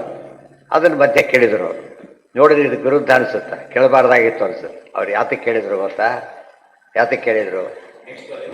ಅಲ್ಲಿ ಕೇಳೋದ್ರಿಂದ ಅವರಿಗೆ ತಂದೆಗೆ ಯಾವ ಮರ್ಯಾದೆ ಆಗೋದಿಲ್ಲ. ಬೇರೆ ಯಾರನ್ನ ಕೇಳಿದರೆ ಅದು ದೋಷನೇ. ಯಾತಕ್ಕೆ? ಪಾಪ ಗೊತ್ತಿಲ್ಲ, ಮರ್ಯಾದೆ ಕಳೆದಾಗತ್ತೆ. ಕೆಲವರು ಕಾಯ್ತಾ ಕೂತಿರ್ತಾರೆ, ಸಕ್ಕರೆ ಸಾಕೋತಿದೆ ಅದಕ್ಕೆ ಮಾಡಬಾರ್ದು, ಅದು ತೇಜೋವಧೆ ಮಾಡಿದಾಗತ್ತೆ. ಆದರೆ ಇಲ್ಲಿ ಕೇಳ್ತಿರೋದು ಕೂಸು, 3 ವರ್ಷದ ಕೂಸಿನ ಅಕ್ಷರಾಭ್ಯಾಸ ಕೂಡ ಆಗಿಲ್ಲ. ಅರ್ಥ ಆಯ್ತಾ? ಅವ್ರು ಹೇಳ್ತಿರೋದು ಇಂಥ ಮಾತು ಹೇಳಿದಾಗ ಯಾರಿಗೂ ಮಕ್ಕಳಿಗೆ ನೋಡೋರಿಗೆ ಏನು ಅನಿಸೋದಿಲ್ಲ, ಅದನ್ನು ತೇಜೋವಧೆ ಅನಿಸೋದಿಲ್ಲ. ಆದ್ದರಿಂದ ಅದು ದೋಷ ಅಲ್ಲ. ಮತ್ತು ಅವರಿಗೆ ಒಂದು ಇಂಪಾರ್ಟೆನ್ಸ್ ನೋಡೋದಕ್ಕೆ ಅಷ್ಟು ಕಾಣಿಸ್ತಿಲ್ಲ. ಮುಂದೆ ಋಕುಚ ವಂಶಕ್ಕೆ ರೆಫರ್ ಆಗಬೇಕು, ಅದನ್ನು ತೋರಿಸ್ಬೇಕಾಗಿತ್ತು ಆಚಾರ್ಯ. ಆ ದೃಷ್ಟಿಯಲ್ಲಿ ಅದಕ್ಕೆ ತಮ್ಮ ಸರ್ವಜ್ಞತ್ವ ತೋರಿಸ್ಬೇಕಾಗಿತ್ತು. ಇವರು ಅವಮಾನ ಆಗಬಾರ್ದು. ಭಾರಿ ಮಗ ಬುದ್ಧಿವಂತನಾದಷ್ಟು ಕೂಡ ತಂದೆಗೆ ಸೋಲು ಅಂತ ಕರೆಯೋದಿಲ್ಲ, ಅದನ್ನು ಏನಂತ ಕರೀತಾರೆ? ಇನ್ನು ಭಾರಿ ಹೆಮ್ಮೆ. ಪುತ್ರಾಜಿಚ್ಛೇತ್ ಪರಾಜಯಂ ಅಂತ ಕರೀತಾರೆ. ಶಿಷ್ಯಾಜಿಚ್ಛೇತ್ ಪರಾಜಯಂ, ಪುತ್ರಾಜಿಚ್ಛೇತ್ ಪರಾಜಯಂ ಮಾತುಗಳು, ಪ್ರಸಿದ್ಧ ಮಾತುಗಳು. ಕ್ರೆಡಿಟ್ ಇವರಿಗೇನೆ ಕೊನೆಗೆ. ಎಂಥ ಮಗ ಇದ್ದಾನೆ ಇವರಿಗೆ, ಎಂಥ ಮಗ ಇದ್ದಾನೆ, ಎಂಥ ಶಿಷ್ಯ ಇದ್ದಾನೆ ಅವರಿಗೆ. ಆದರೆ ದೋಷ ಅಲ್ಲ. ಕೆಲವೊಮ್ಮೆ ಒಂದೇ ಪದನೇ ಕೇಳಬಾರದು, ಕೇಳಬೇಕು. ಇದು ಧರ್ಮ ಸೂಕ್ಷ್ಮ ಅಂತ ಕರೆಯೋದು. ಇದನ್ನು ಅರ್ಥ ಮಾಡ್ಕೊಳ್ಳೋದಕ್ಕೆ ಏನು ಬೇಕಾಗ ನಿರ್ಣಯ ಬೇಕು. ಕಂಡವ್ರು ಹೇಳಿದರೆ ಸರಿಯಲ್ಲ. ಇದು ಸರಿಯಾಗಿ ಯೋಚನೆ ಮಾಡಿ ಜಡ್ಜ್ಮೆಂಟ್ ಯಾತಕ್ಕೆ ಹೋಗ್ತಾರೆ? ಕೆಲವು ವಿಷಯದ ಬಗ್ಗೆ ಪೂರ್ವಪರ ನೋಡ್ತಾರೆ. ಅವಾಗ ಏನು ಮಾಡ್ತಾರೆ ಅವರು? ಅರ್ಥ ಸಾಮಾನ್ಯರಿಗೆ ತಪ್ಪರ್ಥ ಆಗಿರೋದು ಸರಿಯಾಗಿ ಅರ್ಥ ಹೇಳುತ್ತಾ, ಅದಕ್ಕೆ ತೀರ್ಮಾನ ಕೂಡ ಕಾಂಪಿಟೆಂಟ್ ಅಥಾರಿಟಿ ಆಗಬೇಕು. ಈಗ ಹೇಳ್ತಾರೆ ಅದೇನೇನು ಬಂತ ನೋಡಿ. ಪುರುಷ ಪ್ರಕೃತಿ ವ್ಯಕ್ತಂ ಆತ್ಮ ಆತ್ಮ ಭೂತ ಇಂದ್ರಿಯ ಆಶಯಾ. ಇಷ್ಟು ಜನಗಳು ಕೂಡ ಸೃಷ್ಟಿ ಮೊದಲಾದವುಗಳು ಮಾಡಕ್ಕೆ ಹೊರಟಾಗ ದೇವರ ಅನುಗ್ರಹ ಇಲ್ದರೂ ಮಾಡಕ್ಕೆ ಬರೋದಿಲ್ಲ ಅಂತ ಹೇಳಿಬಿಟ್ಟು ಇಲ್ಲಿ ಹೆಸರುಗಳೇ ಇಲ್ಲ. ಪುರುಷ ಅಂದರು, ಪ್ರಕೃತಿ ಅಂದರು, ವ್ಯಕ್ತ ಆತ್ಮ ಏನೇನೋ ಹೇಳಿಬಿಟ್ರು. ಯಾರು ಅಂದರೆ ಅರ್ಥ ಹೇಳ್ತಾರೆ. ಪುರುಷರ ಬಗ್ಗೆ ಯೋಚನೆ. ಹಿರಣ್ಯ ಗರ್ಭ ಪುರುಷ, ಆತ್ಮ ಅಂತ ಬಂದಿದೆ. ಆತ್ಮ ವಾಯುರುದಾಹೃತ, ಶೇಷ ಅವ್ಯಕ್ತ, ತಥೈವ ಇಂದ್ರ ಆಶಯ ಸಮುದಾಹೃತ. ಅಷ್ಟು ಪದಕ್ಕೆ ಅರ್ಥ ಬಂತು. ಅರ್ಥ ಆಯ್ತಾ? ಒಗಟನ್ನು ಬಿಡಿಸಿದ್ರು. ಇಲ್ಲಿ ಯಾರ್ಯಾರು ಸಬ್ಸ್ಟಿಟ್ಯೂಟ್ ಮಾಡ್ಕೋಬೇಕು ಅಂದರೆ, ಪುರುಷ ಅಂತ ಹೇಳಿದ್ರೆ ಪರಮ ಪುರುಷ ಅಲ್ಲ, ಪ್ರಕೃತಿ ಅಂದರೆ ಮಹಾಲಕ್ಷ್ಮಿ ಅಲ್ಲ. ಪುರುಷನ ದೇವರು ಅಂತ ಅರ್ಥ ಮಾಡ್ಕೊಂಡ್ಬಿಟ್ರೆ ದೇವರೊಳಗೆಲ್ಲ ಅರ್ಥ ಆಗೋದಿಲ್ಲ. ಆಗ ಪುರುಷ ಪರಮಾತ್ಮನೇ ಆದರೆ ಯಾರ ಅನುಗ್ರಹದಿಂದ ಮಾಡಬೇಕಂತ ಬರೋದಿಲ್ಲ. ಈ ಪುರುಷ ಅಲ್ಲ. ಯಾವ ಪುರುಷ? ಇವರು ಬ್ರಹ್ಮದೇವರು ಅಂತ ಅರ್ಥ. ಅದೇ ರೀತಿಯೇ ಪ್ರಕೃತಿ ಅಂದರೆ ಮಹಾಲಕ್ಷ್ಮಿ ಅಲ್ಲ. ಯಾಕಂದ್ರೆ ಮಹಾಲಕ್ಷ್ಮಿ ದೇವರ ಇವ್ರ್ಯಾರು ಬೇರೆ ಬೇಕಿಲ್ಲ. ದೇವರು ಮಾತ್ರ ಬೇಕಷ್ಟೇ ಅವರಿಗೆ. ಇಲ್ಲಿ ಲಿಸ್ಟಲ್ಲಿ ಸೇರಿಸ್ಬಿಟ್ಟಿದೆ, ಯಾವುದೋ ಲಿಸ್ಟಲ್ಲಿ ಸೇರಿ ಹೋಗ್ಬಿಟ್ಟಿದ್ದಾರೆ. ಆ ಲಿಸ್ಟಲ್ಲಿ ಇರ್ತಕ್ಕ ಪುರುಷ ಆದಮೇಲೆ ಪ್ರಕೃತಿ ಅಂತ ಹೇಳಿದರೆ ಮಹಾಲಕ್ಷ್ಮಿ ಬರೋ ಚಾನ್ಸಸ್ಸೇ ಇಲ್ಲ. ತಾರತಮ್ಯ ಕೆಟ್ಟು ಹೋಗುತ್ತೆ. ಅದಕ್ಕೋಸ್ಕರ ಏನಂತ ಹೇಳಿದರು? ಸರಸ್ವತಿ ಭಾರತಿ. ಅವ್ರನ್ನ ಬೇರೆಯವ್ರನ್ನ ಹೇಳಕ್ಕೆ ಬರೋದಿಲ್ಲ. ಅದನ್ನ ಅಂಡರ್ಸ್ಟುಡ್. ಅದು ಇಲ್ಲಿ ಹೇಳಬೇಕಾದ್ರೆ ಅವ್ಯಕ್ತ ಶಬ್ದಕ್ಕೆ ಇಲ್ಲಿ ಅದು ಕೂಡ ಅಲ್ಲ, ಶೇಷ ಅಂತಾನೆ ಅರ್ಥ. ಇಂದ್ರ ಅಂದ್ರೆ ಆಶಯ ಅಂತ ಅರ್ಥ. ಆಶಯ ಅಂದರೆ ಇಂದ್ರ. ಈ ಸೂಕ್ಷ್ಮ ತಿಳ್ಕೊಳ್ಳದೆ ಹೋದರೆ ಪುರಾಣಾರ್ಥಂ ವದನ್ಯಾತಿ ರೌರವಂ ನಾತ್ರ ಸಂಶಯ. ತಾರತಮ್ಯ ಹೆಚ್ಚು ಕಡಿಮೆ ಆಗೋದ್ರಿಂದ ಅದು ಅನರ್ಥಕ್ಕೆ ಕಾರಣ ಆಗುತ್ತೆ ಹೊರತು ಇದಕ್ಕಲ್ಲ. ಎಲ್ಲ ಜನಿಸ್ಬೇಕಾಗಿದೆ. ಬೇಕಲ್ಲ. ಅವನಿಂದ ಬಿಟ್ಟ ಆ್ಯಕ್ಸಿಲೇಟರ್ ಹೊಚ್ಚಿಬಿಟ್ಟ, ಏನಾಗುತ್ತಾಗ? ಬ್ರೇಕ್ ಹೊತ್ತೋದ್ರು ಆ್ಯಕ್ಸಿಲೇಟರ್ ಯಾರಿಗೂ ಬೇರೆ ಹೋಗ್ಬಿಡುತ್ತೆ. ಸ್ವಲ್ಪ ಹೆಚ್ಚು ಕಡೆ ಎರಡು ಜೊತೆಗಿದೆ ಅಷ್ಟೇ. ಸ್ವಲ್ಪ ಇದನ್ನು ಒಪ್ಪಿದರೆ ಹೋಗ್ಬಿಡ್ತಾರೆ, ಅಲ್ಲಿ ಹೋಗಿ ಬೇರೆ ಹೋಗ್ಬಿಡ್ತಾರೆ. ಎಷ್ಟು ಹುಷಾರಾಗಿರ್ಬೇಕು ನಾವು. ಅದಕ್ಕೆ ಪದಗಳನ್ನು ಎಲ್ಲೆಲ್ಲ ಸೇರ್ಸಕ್ಕೆ ಹೋಗಬಾರ್ದು. ಆ ಪದಕ್ಕೆ ಅದೇ ಅರ್ಥನೇ ಹೇಳಿದರೆ ಮಾತ್ರ ಯಥಾರ್ಥ ಜ್ಞಾನ ಬರುತ್ತೆ. ಇಲ್ಲದೆ ಹೋದರೆ ಮಿಥ್ಯಾಜ್ಞಾನ ಬರುತ್ತೆ. ವ್ರಜಸ್ತು ತತ್ಕಂಧರಮಾಶು ವೇಗ ಕೃಂತನ್ ಸಮಂತಾತ್ ಪರಿವರ್ತಮಾನ ನ್ಯಪಾತಯತ್ ತಾವತ್ ಅಹರ್ಗಣೇನ ಯೋಜ್ಯೋತಿಷಾ ವಯನೇ ವಾರ್ತ್ರಹತ್ಯೆ. ಅದಿಷ್ಟು ಮುಗಿದು ಎಲ್ಲಿವರೆಗೆ ಬಂತೀಗ? 11ರಿಂದ 33 ಹೋದ್ರು. ಎಲ್ಲ ಆಯ್ತು. ಈಗ ಕೊಟ್ಟಾಯಿತು, ವಜ್ರವಾಯುಧ ಮಾಡಿಸ್ಕೊಂಡಾಯ್ತು, ಎಲ್ಲ ಆಗಿಬಿಡುತ್ತೆ. ಮುಂದೆ ವಜ್ರಸ್ತು ತತ್ಕಂಧರಂ ಆಶುವೇಗ ಕೃಂತನ್ ಸಮಂತಾತ್ ಪರಿವರ್ತಮಾನ ನ್ಯಪಾತಯತ್ ತಾವತ್ ಅಹರ್ಗಣೇನ ಯಹ ಜ್ಯೋತಿಷಾಂ ಅಯನೇ ವಾರ್ತ್ರಹತ್ಯೆ. ವಜ್ರಾಯುಧ ವೃತ್ರಾಸುರನ್ನು ಕೊಂದು ಹಾಕಿದವು. ಅದನ್ನ ವಿಷಯ ಹೇಳ್ತಾರೆ. ವಜ್ರಸ್ತು, ವಜ್ರ ಅಂದರೆ ವಜ್ರಾಯುಧ, ಕಂಧರಂ ಅವನ ಕತ್ತನ್ನ, ತತ್ ಕಂಧರಂ ತಸ್ಯ ಕಂಧರಂ ಅವನ ಕುತ್ತಿಗೆಯನ್ನು ಕತ್ತನ್ನ, ಆಶುವೇಗ ಅತ್ಯಂತ ವೇಗದಿಂದ ಹೊಡೆದು ಕೊಂದು ಹಾಕಿತು. ಕೃಂತನ್ ಕತ್ತರಿಸಿ, ಏನು ಕಂಪನ, ಇಲ್ಲಿ ವಜ್ರ ಹಾಗೆ ಅರ್ಥ ಮಾಡಬಾರ್ದು. ಇಲ್ಲಿ ವಜ್ರ ಅಂದ್ರೆ ವಜ್ರಾಯುಧನೇ, ಗೊತ್ತಾಯ್ತಾ? ಎಲ್ಲಿ ವಜ್ರಾಯುಧ ಬ್ರಹ್ಮಾದಿಗಳು ಹೆದರ್ತಾರೆ ಅಂದ್ರೆ ಇದಲ್ಲ. ಯಾವ ವಜ್ರ ನೋಡ್ಬೇಕು, ಅಂಗಡಿಯಲ್ಲಿ ವಜ್ರ ತಗೊಂಡ ಅಂತ ಹೇಳಿದ್ವಿ ಅರ್ಥ ಹೇಳ್ಬಾರ್ದು, ಅರ್ಥ ಬೇರೆ. ಅಲ್ಲಿ ಬಂದಿರೋದು ನಿರ್ಣಯ. ಯಾವ ನಿರ್ಣಯ? ಹರಿಸರ್ವೋತ್ತಮತ್ವವನ್ನು ಬಿಟ್ಟು ಬೇರೆಯವರು ಉತ್ತಮತ್ವ ಹಿಡ್ದಾಗ ಕಾಣಿಸುತ್ತದು. ಮಹದ್ಭಯಂ ವಜ್ರ ಬುದ್ಧತಮ್ ಅಂತ ಬಂದಿದೆ. ಮಹದ್ಭಯ ಮಹತ್ತತ್ವಕ್ಕೆ ಭಯ ಹುಟ್ಟಿಸೋ ವಜ್ರಾಯುಧ ಅಂತ ಹೇಳಿದ್ರೆ ಇವರಾಗಲಿ ಸಾಧಿಸುತ್ತಿಲ್ಲ. ಅದಕ್ಕೆ ಏನಂತ ಅರ್ಥ ಮಾಡಬೇಕು? ನಾರಾಯಣ ಅಂತ ಮಾಡಬೇಕು. ಎಲ್ಲ ಕಡೆ ಅರ್ಥ ಮಾಡಿಬಿಟ್ರೆ ವ್ಯವಹಾರ ನಿಂತೋಗ್ಬಿಡುತ್ತೆ. ಅಲ್ಲಿ ವಜ್ರ ಕೇಳಿದೆ, ವಜ್ರಾಯುಧ ಇದರ 47 ಅಂತ ಕೇಳಿಬಿಟ್ರೆ ಬೋದು, ಅದಿಲ್ಲ. ಸದ್ಯ ಕೃಂತನ್ ಆ ತಲೆ ಕತ್ತರಿಸಿಬಿಟ್ಟು ವೇಗದಿಂದ ಪೀಡಿಸಿತು. ಮತ್ತೆ ಹೇಗಿದೆ? ಅತ್ಯಂತ ಸಮಂತಾತ್ ಪರಿವರ್ತಮಾನ, ಸಮಂತ ಎಲ್ಲ ಕಡೆಯಿಂದ ಕರಕರಗರ ಸ್ಥಿತ ಹೊಡಿತಾ ಇದೆ. ನೆಪಾತಯತ್ತಾವತ್ ಅಹರ್ಗಣೇನ, ಅನೇಕ ದಿವಸಗಳು ಬೇಕಾಯ್ತು ಕಟ್ ಮಾಡ್ಬೇಕಾದ್ರೆ. ಯೋ ಜ್ಯೋತಿಷಾಂ ಅಯನೇ ವಾರ್ತ್ರಹತ್ಯೆ. ಇದಿಷ್ಟು ಸೂಕ್ಷ್ಮವಾದ ವಿಚಾರಗಳನ್ನ ಹೇಳ್ತಾರೆ. ಅಹಂ ನೃತ್ರಂ ಆಚಾರ್ಯ ಎಷ್ಟೋ ವಿಷಯ ಋಗ್ವೇದದಲ್ಲಿ ಬಂದಿದೆ, ಋಗ್ಭಾಷದಲ್ಲಿ ಬರೀತಾರೆ, ಇಲ್ಲಿ ಬರದೇ ಇಲ್ಲ. ಮುಖ್ಯವಾದ ಅರ್ಥದಲ್ಲಿ ಇಬ್ಬರು ವೃತ್ರಾಸರಿರ್ತಾರೆ, ಅದು ಇಂಪಾರ್ಟೆಂಟ್ ಪಾಯಿಂಟ್. ವೃತ್ರಾಸರ ಒಬ್ಬನಿಲ್ಲ, ಇಬ್ಬರು ಇದ್ದಾರೆ. ಇದೇ ಪ್ರಸಂಗದಲ್ಲಿ ಮುಂದೆ ಬರುತ್ತೆ. ಆಗ ಕೊನೆಯ ಸ್ಟೇಜಲ್ಲಿ ಇನ್ನೂ ಕೊಂದಿಲ್ಲ ರುದ್ರದೇವಿ ಅವರು, ಇಂದ್ರದೇವರು ಕೊಂದಿಲ್ಲ. ಆಗ ವೃತ್ರಾಸುರ ಹೇಳ್ತಾನೆ ಅವರಿಗೆ, ಬೇಗ ಕೊಂದು ಬಿಡಿ. ಅಹಂ ಹರೇ ತವ ಪಾದಾನೋ ದಾಸಾನು ದಾಸಃ ಭವಿತಾಸ್ಮಿ ಭೂಯಃ. ಆದಷ್ಟು ನಾನು ನಿಮ್ಮ ದಾಸನ, ಬೇಗ ಕೊಂದು ಬಿಡಿ, ನಾನು ಕೊಂದಾಕ್ಬಿಡಿ ಅಂತ ಕೇಳ್ತಾರೆ. ಆ ಇಂದ್ರದೇವರು ಕೊಲ್ತಾರೆ. ಆ ಪರಿಶೀಲನೆ ಕೇಳ್ತೀನಿ, ಏನು ಆಶ್ಚರ್ಯ ಇದು, ಕೊಲ್ಲಬೇಡಿ ಅಂತ ಹೇಳೋದು, ಕೊಲ್ತೀಯ ಅಂತ ಕೇಳೋದು ಪದ್ಧತಿ, ಅದನ್ನು ಬಿಟ್ಬಿಟ್ಟು ಕೊಂದುಬೇಡಿ ಅಂತ ಕೇಳ್ತಾರಲ್ಲ. ನಿಮ್ಮ ದಾಸನೋ ದಾಸನೇ ಆಗ್ತಾನೆ ಅಂತ ಕೇಳ್ತಾರಲ್ಲ, ಹೇಗೆ ಸಾಧ್ಯ ಅಂದರೆ ಆತ ದುಷ್ಟನಲ್ಲ, ಒಳ್ಳೆಯವನು ಸ್ವಭಾವತ ಅಂತ ಹೇಳಿ. ಇಷ್ಟೊತ್ತು ದುಷ್ಟ ಅಂತ ವರ್ಣನೆ ಮಾಡಿದ್ದಾರೆ, ಒಳ್ಳೆಯ ಸ್ವಭಾವದಲ್ಲಿ ಅಂತ ಹೇಳ್ತಾರೆ. ಅದಕ್ಕೆ ಹೇಳಿದರು ದುಷ್ಟ ವೃತ್ರಾಸುರ ಹಿರಣ್ಯಕಶಿಪುವಿನ ಜಯ ಇದ್ದ ಹಾಗೆ ವೃತ್ರಾಸುರಲ್ಲಿ ಇನ್ನೊಬ್ಬ ವೃತ್ರ ಇದ್ದಾನೆ. ಇಬ್ಬರು ಇದ್ದಾರೆ, ವೃತ್ರ ಒಳ್ಳೆಯವನು ಒಳ್ಳೆಯ ವೃತ್ರ, ಇನ್ನೊಬ್ಬನು ಕೆಟ್ಟ ವೃತ್ರ. ಬಾಣ ಇಬ್ಬರು ಬಾಣ ಇದ್ದಾರೆ, ಒಳ್ಳೆಯ ಬಾಣ ಕೆಟ್ಟ ಬಾಣ. ಬಲಿ ಇಬ್ಬರು ಇದ್ದಾರೆ, ಒಳ್ಳೆಯ ಬಲಿ ಕೆಟ್ಟ ಬಲಿ. ಆ ರೀತಿ ಹೆಸರು ಬೇರೆ ಆದರೆ ಅದೊಂದು ವೀಸಿ, ಹೆಸರು ಸೇಮ್. ಆ ದೃಷ್ಟಿಯಲ್ಲಿ ಆಗಿದೆ. ಆದ್ದರಿಂದ ಸಮಸ್ಯೆ ಇಲ್ಲ. ಇಲ್ಲಿ ಬರದೇ ಇಲ್ಲ, ಬರದಿರೋದೆಲ್ಲ ಅಲ್ಲಿ ಬರೀತಾರೆ, ಸೇರಿಸ್ಕೋಬೇಕಿಲ್ಲಿ. ಅವಾಗೇನಾಗುತ್ತೆ, ಯಾವ ಸಮಸ್ಯೆ ಬರದೆ. ಸುಮ್ಮನೆ ಭಾಗವತ ಓದಿಬಿಟ್ರೆ ಒಬ್ಬರೇ ಉತ್ತರಾಸುರ ಅಂತ ಆಗಿಬಿಡುತ್ತೆ. ಅಲ್ಲ, ಅಲ್ಲಿಂದ ಬರುತ್ತೆ. ಇಲ್ಲಿ ಹಿಡಿದಾಗ ಏನು ಹೇಳ್ತಾರೆ ಗೊತ್ತು, ಉತ್ತರಾಸುರ ಅವ್ರು ಒಳ್ಳೆಯವನೊಂದು ಬಿಡ್ತಾರೆ, ಮತ್ತೆ ಇನ್ನೊಂದು ಪ್ರೈಜ್ ಶುರುವಾಯಿತು. ಕೊಂದ್ರೆ ಅದಕ್ಕೆ ಹಾಗಿದ್ರೆ ಒಳ್ಳೆಯವ್ರು ಕೊಂದ್ಬೇಕಾಗ್ತದೆ. ಅದು ಯಾಕೆ ಬೇಕು ಅದನ್ನು ಹೇಳೋದೇ ಇಲ್ಲ. ಪುರಾಣದ ರೀತಿಯೇ ಹಾಗೆ, ಅದಕ್ಕೆ ಮತ್ತೊಂದು ಕಡೆ ಹೇಳಿದ್ರೆ ಅದು ವಿಶೇಷ. ಅದು ಓದ್ದೆ ಏನು ಮಾಡಿಕೊಡೋದು, ಎಲ್ಲದನ್ನು ಕೂಡ ನಿರ್ಣಯಕ್ಕೆ ಹೋದಾಗ ಕೆಟ್ಟ ಹೋಗ್ಬಿಡುತ್ತೆ. ಎಲ್ಲ ಸಮಗ್ರ ತಿಳಿದು ಒಂದು ಪುಟ ಓದೋದು ಬಾಕಿ ಇದ್ದರೂ ಕೂಡ ನಿರ್ಣಯ ಕೊಡಬಾರ್ದು, ಅದು ಓದೇ ಹೇಳ್ತೇನೆ ಅಂತ ಹೇಳಬೇಕು. ಲೆಟ್ರ್ ಬಂದಿರುತ್ತೆ, ಪೂರ್ತಿ ಓದೋರ್ತು ಹೇಳೋದಿಲ್ಲ ಏನು ಅಂತೇಳಿ. ಕೆಲಸ ಅನುವಾದ ಮಾಡಿರ್ತಾರೆ, ಕೆಲವು ಸಲ ಕೊನೆಗೆ ತೆಗೆದು ಹಾಕಿರ್ತಾರೆ. ಅದೇ ಅರ್ಥ, ಅದು ಕೊನೆಯವರೆಗೆ ವರ್ಡ್ ಓದೋವರೆಗೂ ಕೂಡ ಸಾಕಷ್ಟು ಬೈದು ಬಿಟ್ಟಿರ್ತಾರೆ, ಸಿಟ್ಟು ಬಂದುಬಿಡುತ್ತೆ. ಈ ರೀತಿ ಬೈದರೆ ಯಾರೋ ಹುಷಾರಾಗಿರಿ ಅಂತ ಹೇಳಿರ್ತಾರೆ ಅಷ್ಟೇ. ಎಲ್ಲ ಹೊರಟೋಯ್ತಿ, ಅವನ ಸಿಟ್ಟು, ಯಾರ ಮೇಲೆ ಸಿಟ್ಟು ಬರುತ್ತೆ, ಅವನ ಮೇಲೆ ಸಿಟ್ಟು ಬರುತ್ತೆ. ಇದೆಲ್ಲ ಯೋಚನೆ ಮಾಡಿದ್ರೆ ಪೂರ್ವ ಅವಸರ. ಅದು ಗೊತ್ತಿಲ್ಲ ಅನ್ನೋದ್ರ ಬದಲು ತಪ್ಪು ಗೊತ್ತು ಮಾಡಿಕೊಂಡು ದೋಷ ಆರೋಪಣೆ ಮಾಡೋದು. ಶ್ರೀ ಶುಕಭುವಾಚ. ಜೀವದ್ವಯಾವೇಶದ ಕೇಸ್ ಇದು. ಜೀವದ್ವಯಾವೇಶ ಎರಡು ವಿಧ, ಒಬ್ಬನಲ್ಲಿ ಮತ್ತೊಬ್ಬನಿರೋದು, ಒಂದೇ ಹೆಸರು ನೋಡಿರೋದು. ಒಂದೇ ಹೆಸರಿಂದ ಕಾನ್ಫಿಡೆನ್ಸ್ ಜಾಸ್ತಿ ಆಗುತ್ತೆ. ವೃಷಭಾಸುರ, ವೆಂಕಟೇಶ್ವರ ಇಬ್ಬರು ವೃಷಭಾಸುರ ಇದ್ದಾರೆ, ಅವರು ಕೂಡ. ಒಬ್ಬ ಕೆಟ್ಟ ವೃಷಭಾಸುರ, ಒಳ್ಳೆಯ ವೃಷಭಾಸುರ. ಕೆಟ್ಟ ವೃಷಭಾಸುರ ಲೋಕ ಕಂಟಕವನು, ತಪಸ್ಸುಗಳಿಗೆ ವಿಘ್ನ ಮಾಡ್ತಿದ್ದ ಅಂದಮೇಲೆ ಅವನಿಗೆ ದುಷ್ಟ ಅಂತ ಆಯಿತು. ನಿತ್ಯ ದೇವ್ರ ಪೂಜೆ ಮಾಡ್ತಿದ್ದ, ನರಸಿಂಹಸಾರಿಗಳ ಪೂಜೆ ಮಾಡ್ತಿದ್ದ. ಅದೋ ಮುಖಂ ಕರಾಳವದನಂ ಅಂತ ಹೇಳಿದ್ದಾರೆ ನಿತ್ಯ. ಕೊನೆಗೆ ಕೃಷ್ಣ ಹೂವು ಹಾಕಬೇಕಾದ್ರೆ ಸಸಿರ ಪುಷ್ಪಮೇವತ್ತು ಇವಂತ.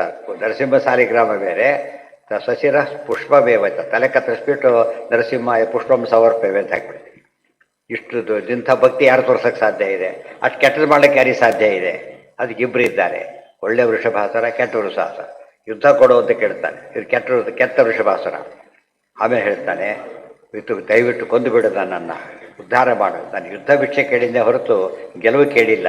ನೀನು ಕೊಡಲೇಬೇಕಾಗಿಲ್ಲ, ನೀನು ಕೊಡೋದು ನಂಗೆ ಬರೋದೇ ಇಲ್ಲ, ಅದು ನಾನು ಉದ್ಧಾರ ಮಾಡು ಅಂತ ಕೇಳ್ತಾನೆ. ಅಲ್ಲೇ ಯುದ್ಧ ಕೇಳಿದ್ದೆಲ್ಲ ಅವನು ತಪ್ಪು, ಶರಣಾಗತನಾಗಿದ್ದು ಈತನು. ಎರಡರಲ್ಲಿ ಒಟ್ಟಿಗೆ ಸೇರ್ಕೊಂಡ್ಬಿಡಲ್ಲ. ಸಂಧಿತ ಸಮಯೇನೇಂದ್ರೋ ರುದ್ರೇಣಾಥೋ ಕರಗ್ರಹ ಸಮುದ್ರ ತೀರೆ ವಿಚರಂತೇರೇನ. ಋಗ್ಭಾಷ್ಯ ಬೃಹದ್ಭಾಷ್ಯ ಎಲ್ಲ ಸೇರಿಸ್ಬೇಕು, ಬೇಕಾದ್ರೆ ಸೇರಿಸ್ಕೊಂಡ್ರೆ ಗೊತ್ತಾಗುತ್ತೆ. ಸಮುದ್ರ ತೀರೆ ವಿಚರಂತೇನೇನ ವಧಮಾಶ್ಯತು ನರ್ಮಣಾ ಜಹಿಫೇನೇತಿ ವಾಚಯಿತ್ವಾ ಸುರೇಶ್ವರ ಪಾದಸ್ಪರ್ಶ ವಿವಾದಂಚ ಕೃತ್ವಾ ಯುದ್ಧಾಯ ದಂಸಿತಃ ಫೇನೆ ವಜ್ರಂ ಸಮಾವೇಶ್ಯ ವಿಷ್ಣು ಯುಕ್ತಂ ಸರ್ಜಯತ್ ಅಪಾನುತಚ್ಚಿರಸ್ತಸ್ಯ ಧ್ಯಾಯತೋ ವತ್ಸರೇಣ ಸಹ ಇತಿ ಆಗ್ನೇಯ. ಅವ್ನ ಕರೆಗೆ ಎಷ್ಟು ಕಷ್ಟ ಕೆಲಸ ಆಗಿತ್ತು ಅಂದರೆ ವರ್ಷ ಬೇಕಾಯ್ತು ಅವ್ನ ತಲೆ ತುಂಡಾಗಲಿ. ಎಷ್ಟೋ ಚಾಕ ನಿಧಾನಕ್ಕೊಂದ್ರೆ ಟೈಮ್ ತೊಗೊಳೋದಿಲ್ಲ. ಕೆಲವು ಒಂದು ಸರ್ತಿಯೇ ಕಟ್ಟಾಗಿ, ಕೆಲವು ಸಲ ತುಂಬ ಟೈಮ್ ತೊಗೊಳ್ಳೋದು. ವೃತ್ತಾಸುರ ಎಷ್ಟು ಭಯಂಕರವಾದ ವ್ಯಕ್ತಿಯಾಗಿದ್ದ, ವೇದ ಮಂತ್ರದಿಂದ ಹುಟ್ಟಿದವನು, ಅಷ್ಟು ಶಕ್ತಿ ಇತ್ತು. ಅದಕ್ಕೆ ಅವ್ರು ಕೊಲ್ಲಕ್ಕಾಗಲಿಕ್ಕೆ ಬಂದ ಸಮಸ್ಯೆ ಬಂದಿತ್ತು. ಏನು ಮಾಡಿದ್ರು ಸಾಯ್ತಾ ಇಲ್ಲ ಅವರು. ವಜ್ರಾಯುಧ ತಗೊಂಡಾಯ್ತು, ಆದರೆ ಕೊಲ್ಲಬೇಕಲ್ಲ ನೆಕ್ಸ್ಟ್. ಈಗ ಕೊಲ್ಲೋ ಪ್ರಸಂಗ ಹುಡುಕಿದ್ರು, ಹೊಡೆದ್ರು. ಅಲ್ಲಿಗೂ ಅದು 1 ಇಯರ್ ಬೇಕಾಯಿತು ಅಂತ ಹೇಳಿದರೆ ಎಷ್ಟು ಅರ್ಥ. ಅದು ಅತ್ಯಂತ ಅವನು ಸಂಹಾರದ ಸುಲಭವಾದ ಕೆಲಸವಾಗಿಲ್ಲ. ಅದಕ್ಕೆ ದೊಡ್ಡ ಹೆಸರು ಬಂತು ಅವರಿಗೆ. ವೃತ್ರಮಹತ್ವ ಇಂದ್ರೋ ಮಹಾನಾಸ. ಫೈನಲ್ನಲ್ಲಿ ಗೆದ್ದುಬಿಟ್ಟು ಚಾಂಪಿಯನ್ ಆಗ್ತಾರಲ್ಲ, ಹಾಗೆ ವೃತ್ತಾಸುರಕ್ಕೆ ಬಂದಿದ್ದು ಇಂದ್ರದೇವ ಏನೇನು ಹೆಸರು ಬಂತು, ಮಹಾನ್ ಅಂತ ಹೇಳಿಬಿಟ್ಟು ಹೆಸರು ಬಂತು. ಮಹೇಂದ್ರ ಅಂತ ಹೆಸರಾಯಿತು ಅಂತ ಅರ್ಥ. ಮೊದಲು ಇಂದ್ರ, ಆಮೇಲೆ ಮಹೇಂದ್ರ. BA MA ಮಾಡಿದ PG ಆಯಿತು ಅಂತ ಹೇಳ್ತಾರಲ್ಲ, ಹಾಗೆ ಅದೊಂದು 1000 ಕೆಲಸಗಳು ಅವರ ಯೋಗ್ಯತೆಯ ಸಾಧನೆಯನ್ನು ಮುಂದಕ್ಕೆ ಹೋಗ್ತಾ ಇದ್ರು ಅಂತ ಅರ್ಥ. ಅಲ್ಲಿಗೆ ನಾಳೆ ತ್ರಯೋದಶೋಧ್ಯಾಯ. ನಾಳೆ ಯಾವ ಶಬ್ದ ಬರುತ್ತೆ? ಯಾವ ಶಬ್ದ? ಮಘವನ್. ಹೌದು, ವೇದ ಮಂತ್ರನೇ ಇದೆ, ಪ್ರಸಿದ್ಧವಾದ್ದು ಮಘವನ್. ಅದಕ್ಕೆ ಅನೇಕ ಅರ್ಥಗಳು. ಒಂದರ್ಥ ಮಘ ಅಂದರೆ ಮಖ, ಮಖವನ್. 100 ಯಜ್ಞ ಮಾಡಿದವರು ಅಶ್ವಮೇಧ ಯಾಗ.